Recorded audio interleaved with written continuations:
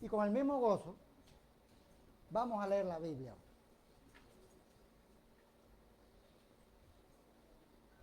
¿Me escucho bien? Sí, dale un poquito el central, súbelo. Pues le invito a ir a Hebreos capítulo 12.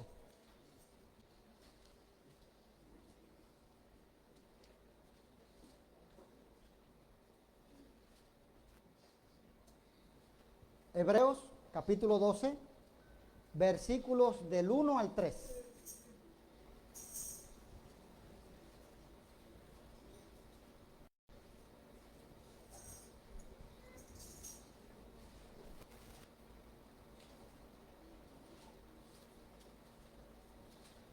Dice 2, pero es hasta el 3. Sí, se escucha bien. Hebreos capítulo 12, versículos del 1 hasta el 3. Amén. ¿Estamos ahí? Dice así la palabra del Señor. Por tanto, nosotros también, teniendo en derredor nuestro tan grande nube de testigos, despojémonos de todo peso y del pecado que nos asedia, y corramos con paciencia la carrera que tenemos por delante. Puesto los ojos en Jesús, el autor y consumador de la fe, el cual por el gozo puesto delante de él sufrió la cruz, menospreciando el oprobio, y se sentó a la diestra del trono de Dios. Considerad aquel que sufrió tal contradicción de pecadores contra sí mismo, para que vuestro ánimo no se canse hasta desmayar. Padre Santo, damos gracias una vez más por la oportunidad que tú nos das, Señor, de escuchar tu palabra. Damos gracias, Señor, porque queremos, Señor, saber lo que está en tu mente y en tu corazón para cada uno de nosotros. Pedimos, Padre, que tu Espíritu Santo, Señor, abra nuestro entendimiento y nuestros corazones para recibir, Señor, tu palabra y ponerla en práctica también. En el nombre de Cristo Jesús. Amén. Pueden sentar.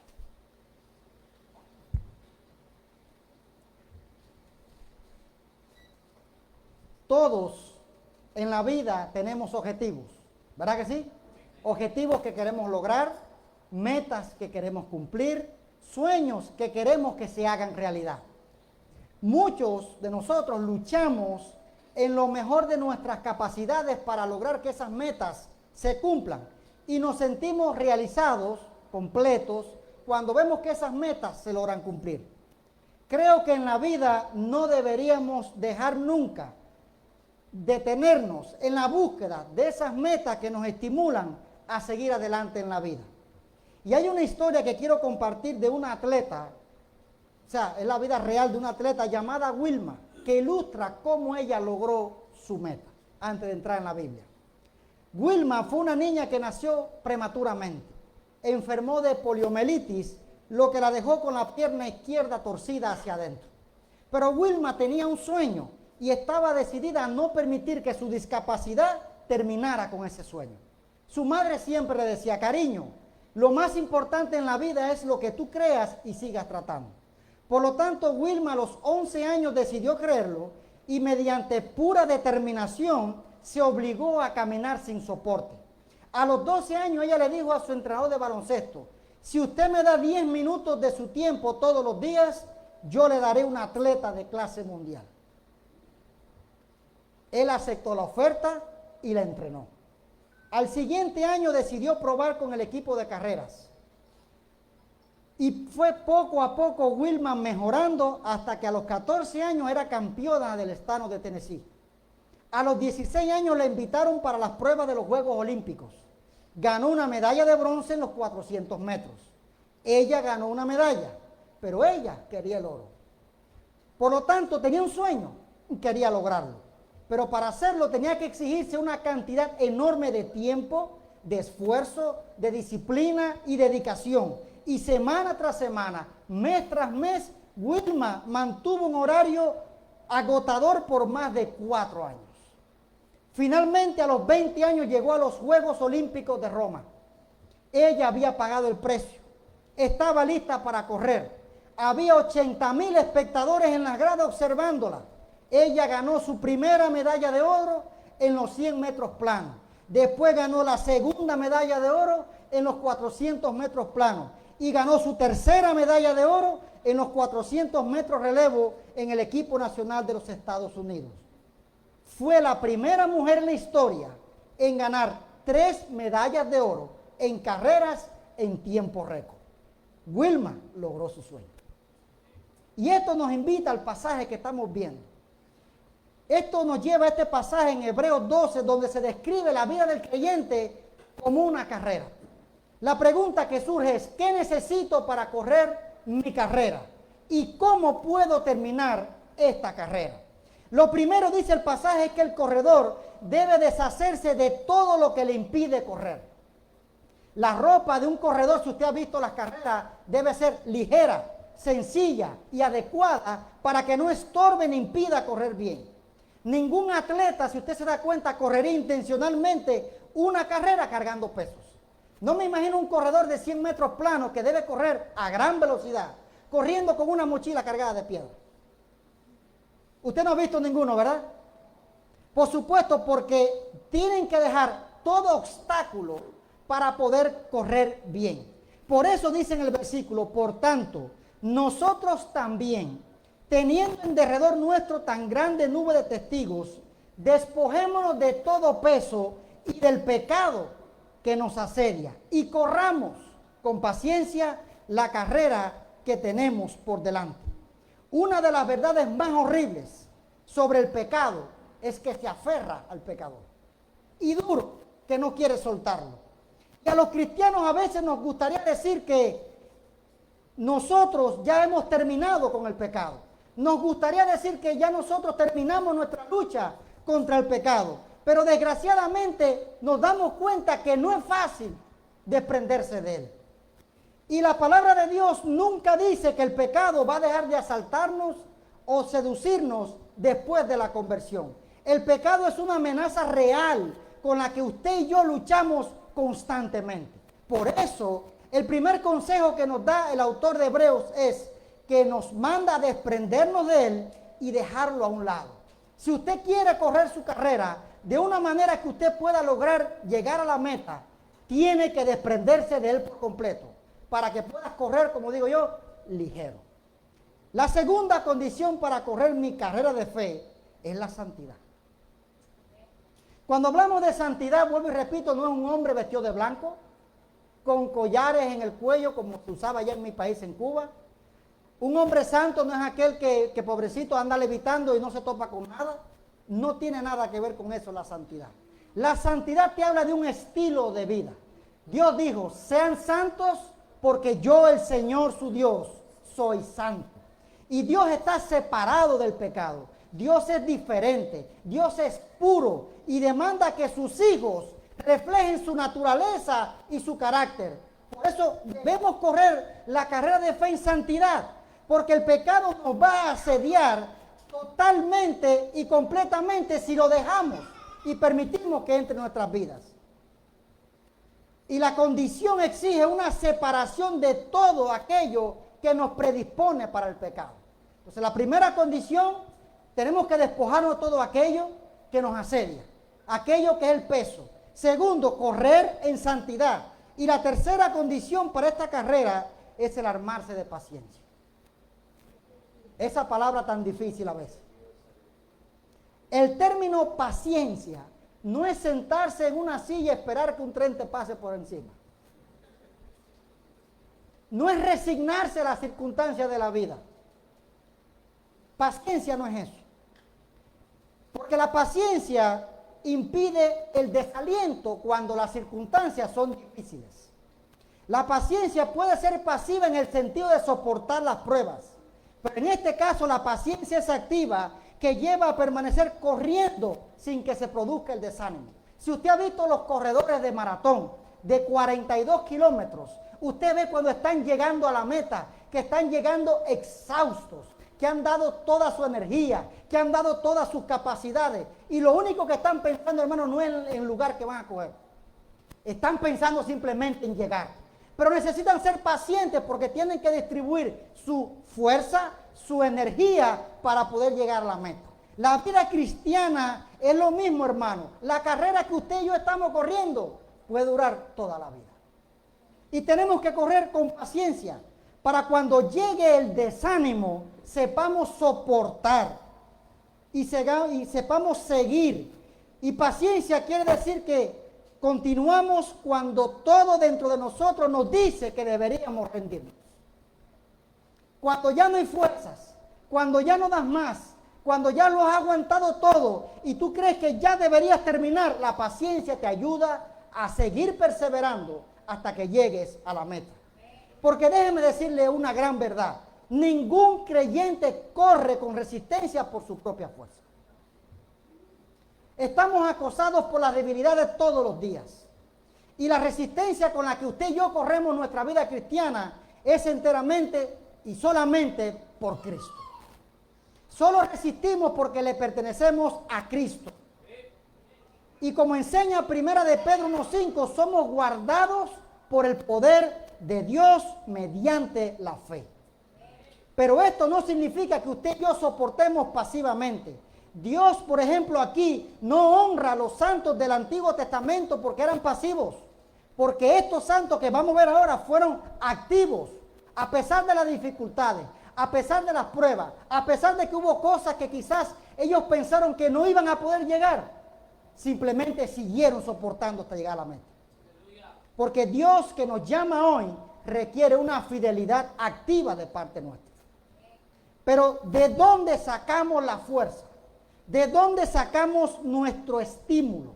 ¿Qué es lo que puede provocar que yo siga corriendo cuando todo a mi alrededor dice que debo parar? Si usted lee el verso 2, dice algo interesante.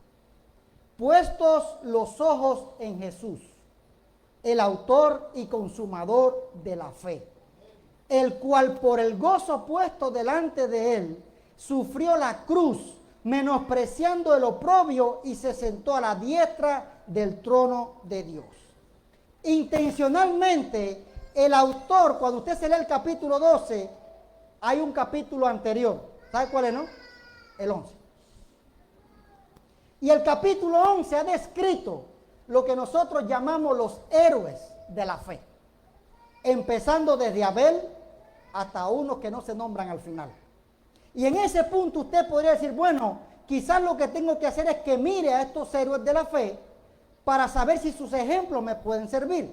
Pero eso no es lo que dice el autor de Hebreos. Dice, puesto los ojos en Jesús, que es el autor o la fuente y el perfeccionador de nuestra fe.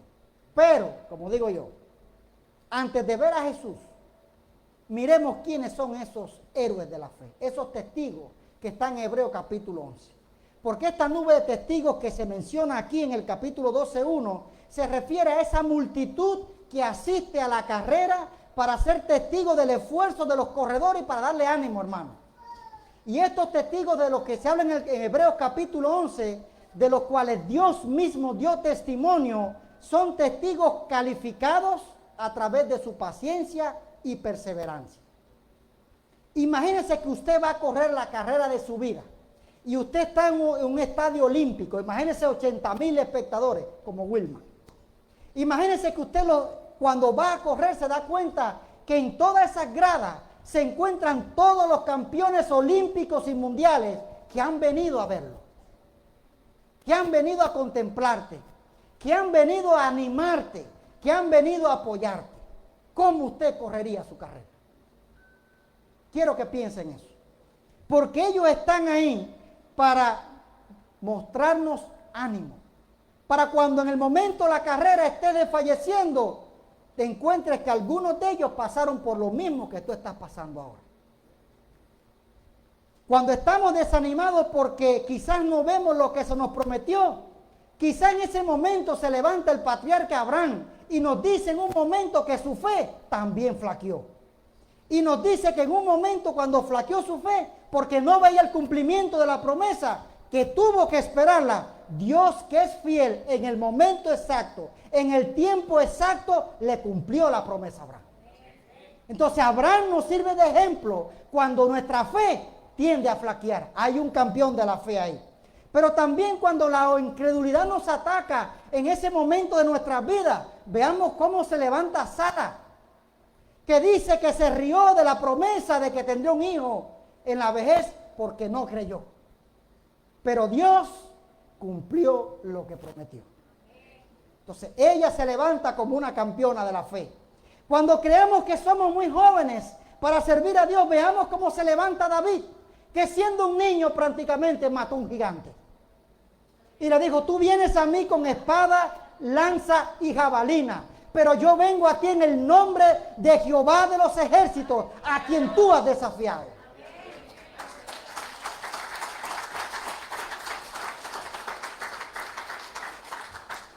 Pero quizá usted crea que está muy viejo para servir a Dios. Quizá usted crea que ya su vida ha pasado. Déjeme decirle, se levanta otro campeón de la fe llamado Moisés y te dice, Dios me llamó a los 80 años a servirle. Entonces, hermanos, no hay límites. Cuando las presiones del mundo nos quieran hacer perder nuestros valores y nuestros principios como cristianos, veamos cómo se levanta Daniel y sus amigos. Y nos dice que es posible vencer en un mundo anti Dios si somos fieles para marcar la diferencia. Cuando el rey Nabucodonosor mandó a construir una estatua y dijo, el que no la adorare será echada en el horno de fuego. Y estos tres jóvenes se paran delante de uno de los reyes más poderosos del momento y le dicen, sepa usted, oh rey, que aunque nos eches en el horno de fuego, no adoraremos tu imagen. Y Dios honró la fidelidad de estos tres jóvenes, enviando su ángel para que no se quemaran dentro del horno de fuego.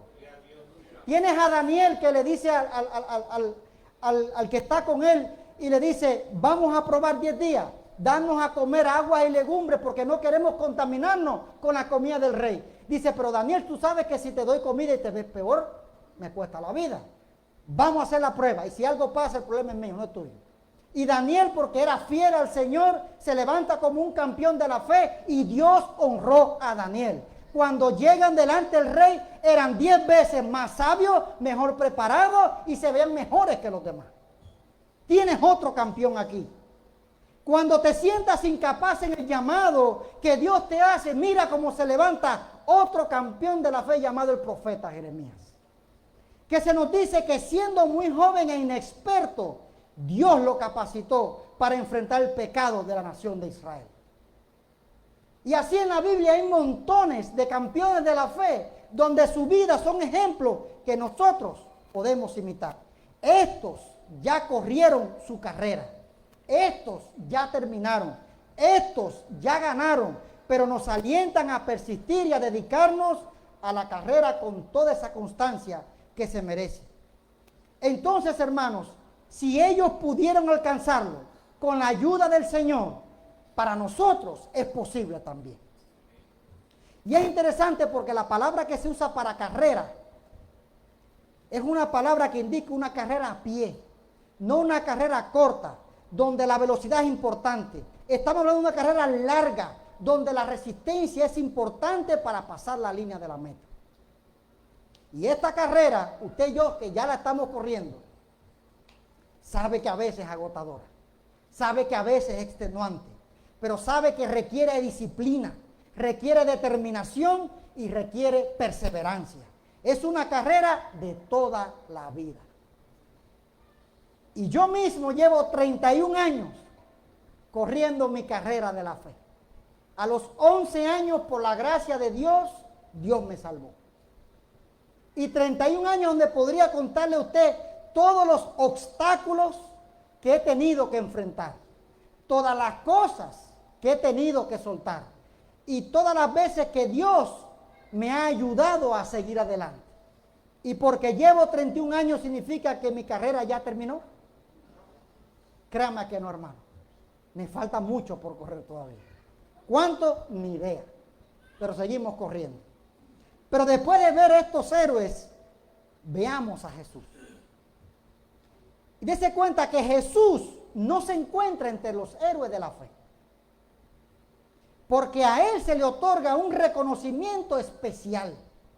Se le llama el autor y perfeccionador de nuestra fe. Se le llama el autor de nuestra salvación. Se le llama aquel que ha entrado al santuario celestial como precursor. Se dice de aquel que ha abierto un camino nuevo y vivo para que nosotros entremos a ese santuario. Él dice que es el principio y el fin, el alfa y la omega, el primero y el último, y aquel a quien Dios perfeccionó mediante el sufrimiento, Él también perfecciona a sus hermanos que somos nosotros que hemos puesto su confianza en Él. Como en la fuente y perfeccionador de nuestra fe, Jesús ha puesto su fundamento en nuestros corazones. Y a su debido tiempo esa fe la va a llevar completa hasta el final. Él puede hacerlo porque Él está capacitado para hacerlo. Y lo va a hacer porque no solamente es nuestro Dios, déjeme decirle, es nuestro hermano también. Por eso Pablo, cuando alienta a la iglesia de Filipenses, le da esta promesa. Aquel que comenzó en vosotros la buena obra, la perfeccionará hasta el día de Jesucristo. Por lo tanto, nuestra mirada no está puesta en la multitud que está en el estadio correr allí para mirarnos. Nuestra mirada no está puesta en esos héroes de la fe que ya ganaron. Nuestra mirada está puesta en Jesús. En Jesús, hermano. Su mirada no está puesta en el pastor Renato. Su mirada no está puesta en la pastora Yoelisette. Su mirada no está puesta en los líderes de la iglesia. Su mirada está puesta en Jesús. Él es el autor de la fe.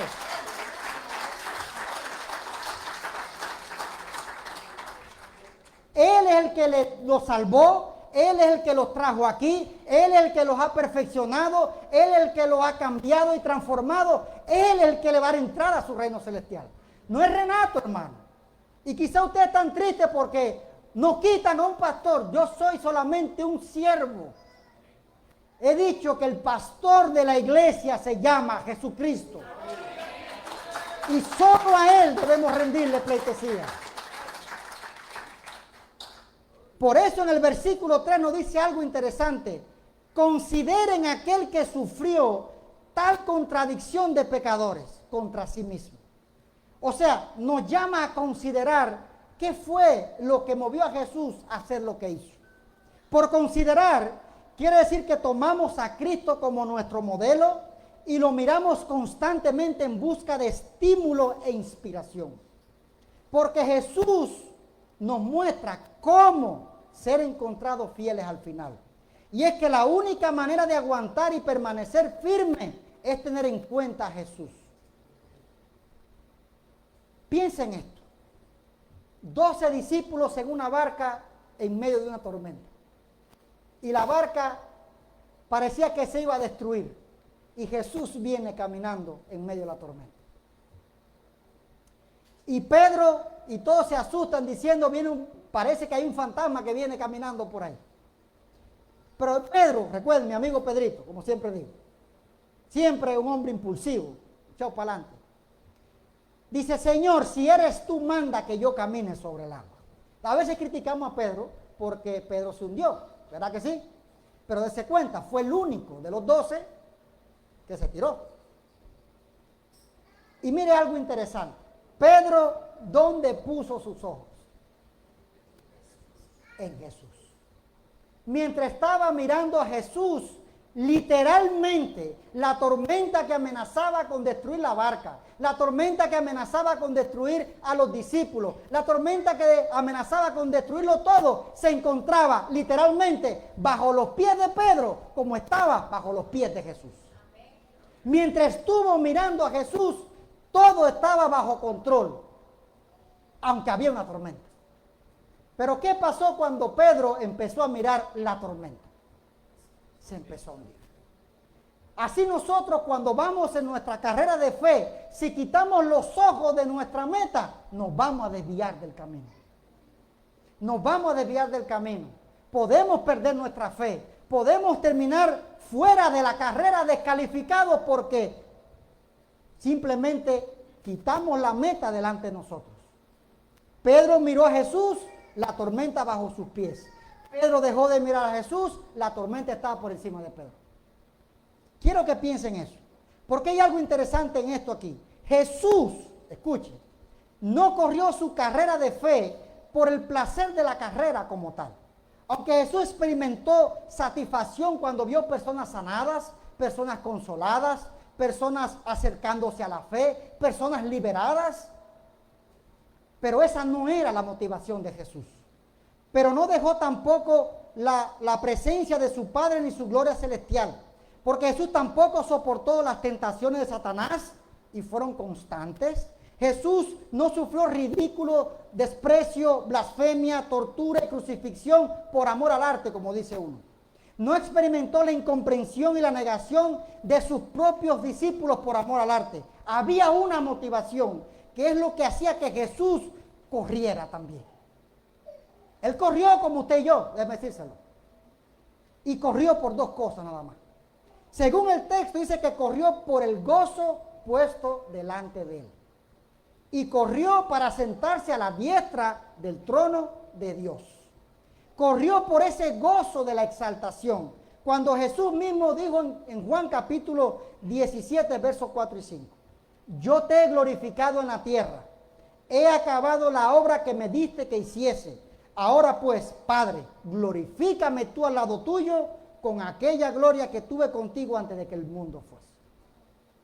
Jesús obtuvo su recompensa glorificando al Padre mientras estuvo en la tierra.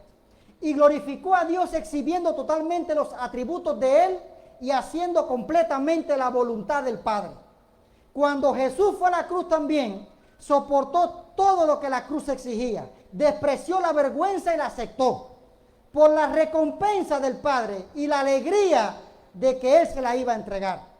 Entonces, a medida que corremos nuestra carrera en nuestra vida cristiana, podemos correr anhelando esa misma recompensa, la corona de justicia que un día nos va a ser dada. Y este pasaje es estimulante aún sin el contexto. Pero déjeme dar el contexto para que usted sepa. Miren lo lindo que está.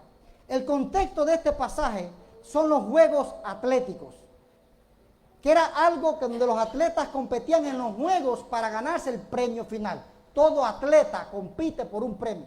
Nadie corre, como digo yo, por amor al arte. Usted corre hay un objetivo que quiere lograr, hay una meta que tú quieres, hay un sueño que tú quieres. ¿Sí o no? Los atletas en la antigüedad también corrían por un premio. Y en los antiguos juegos griegos y romanos, el premio, ¿saben qué es lo que era? Una corona de laurel. Algo tan sencillo. Pero no era la corona de laurel, era lo que significaba la corona. Ella no valía mucho, pero ganarla daba una fama considerable. En el mundo antiguo la fama era difícil de conseguir. Las personas eran famosas por su nobleza de nacimiento, por su riqueza heredada, por su genio o destreza militar. Pero a través de los atletas, del atletismo, la gente podía hacerse conocida, mejorar su posición, entrar en un nuevo reino de la vida como campeones. Y después de estos juegos, el campeón se le concedía el honor de sentarse al lado de la realeza. Así es como el autor describe a Cristo al final de la carrera. Cristo se sentó a la diestra del trono de Dios como campeón. Cristo soportó la cruz por nosotros, no porque buscara una ganancia o porque quisiera llevar una corona de laurel. Despreció la vergüenza y llevó esa corona de espina por el bien tuyo y el mío. Y esto es lo interesante, hermano, porque cuando usted, concluyendo aquí, fíjense, rápido, cuando usted lee esos versos, es para darnos ánimo de que no nos cansemos en nuestra carrera. Cuando nuestra fe se agota y creamos que Dios nos ha dado la espalda, cuando parezca que nunca saldremos del caos en que estamos y estemos seguros de que quizás nuestra fe no va a aguantar mucho, mire a Jesús. Jesús se sentó a la diestra del trono de Dios como campeón. Cuando yo termine mi carrera, recibiré una corona y me sentaré con Cristo en su trono también, como campeón. Quiero un estímulo más grande que eso. Recuerda cuando vimos la iglesia de Apocalipsis, al que venciere, le daré que se siente en el trono de mi Padre, como yo me he sentado también. Entonces, parte del propósito de poner nuestros ojos en Jesús es el mismo de considerar esos testigos que estuvieron ahí. Son nuestro estímulo. Aquellos santos fueron héroes de la fe, pero Jesús es el autor de esa fe. Nada de lo que estemos llamados a hacer se comparará con lo que Él tuvo que soportar. Entonces, el premio por el cual tú y yo corremos, aunque usted crea, no es el cielo. Porque si usted y yo somos hijos de Dios y pertenecemos por medio de la fe en Jesús, ya el cielo es nuestro. Corremos por el mismo premio que Jesús corrió. Lo alcanzamos de la misma forma en que Él lo alcanzó. Corremos por el gozo de la exaltación que Dios nos prometió a nosotros si lo glorificamos en la tierra como lo hizo su Hijo Jesús. Pero mientras corremos en esta vida, si viene el desánimo, mira a Jesús, que Él es el consolador. Si estás sin fuerza y cansado y crees que no puedes más, mira a Jesús, que nos invita a obtener descanso en Él. Venid a mí los trabajados y cargados, y yo los haré descansar. Si necesitas tomar decisiones importantes y no sabes qué hacer, mira a Jesús, quien es nuestro consejero admirable, Dios eterno, príncipe de paz. Si estás enfermo de enfermedades espirituales o físicas, mira a Jesús, que es nuestro médico divino. Que nuestros ojos estén en Jesús, quien es el autor y perfeccionador de nuestra fe. No importa los cambios, no importa el pastor que va a venir, no importa el pastor que se va a ir. Jesús sigue siendo el pastor de esta iglesia. Y nuestros ojos están puestos en Él. Él seguirá siendo, hasta el día que nos llame a su presencia, nuestro pastor, capitán y salvador. Vamos a orar, hermano.